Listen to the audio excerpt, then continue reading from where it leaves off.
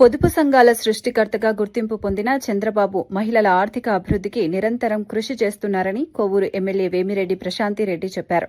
బుధవారం కోవూరులోని పీవీఆర్ కళ్యాణ మండపంలో నిర్వహించిన కార్యక్రమంలో నియోజకవర్గంలోని వీఓలకు స్మార్ట్ ఫోన్లను అందజేశారు. ఈ సందర్భంగా ఆమె మాట్లాడుతూ ప్రతి ఇంటిలో ఓ మహిళ పారిశ్రామికవేత్తను తయారు చేయడమే ముఖ్యమంత్రి లక్ష్యమని చెప్పారు.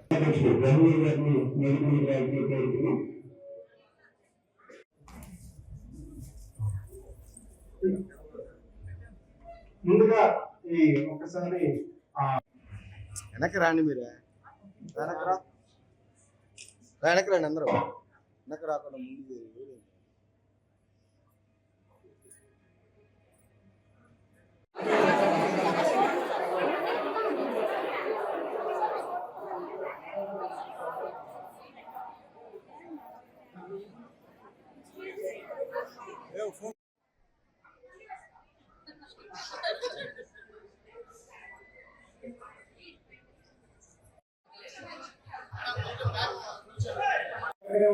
మేడం గారు మీ దగ్గరికి వచ్చి ఫోన్లు అందజేస్తారు.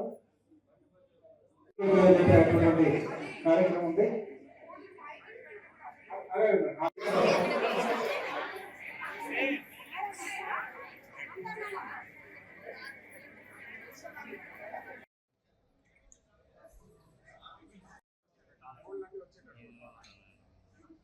ఒకసారి ఫోన్ అందరూ పైకి ఎత్తమ్మా. తీసుకోవడం వెనకాల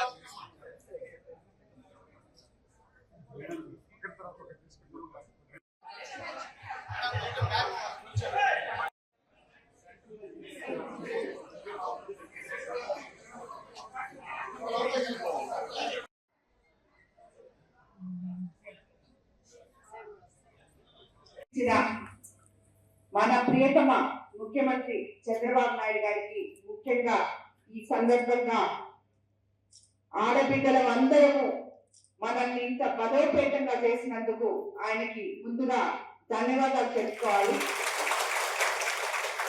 ఎందుకంటే ఇప్పుడే నేను ఈ పాట ఫస్ట్ టైం విన్నాను, ఈ ప్రేయర్ సాంగ్. ఆ ప్రేయర్ సాంగ్ వింటుంటేనే ప్రతి ఒక్కరూ ఎక్కడ కొంచెం కూడా వాళ్ళ ఆశల్లో నుంచి కిందకి రాకుండా మెట్టు మెట్టు పైకి ఎదిగే విధంగా ఉంది ఆ పాట మీరు పాడినప్పుడు.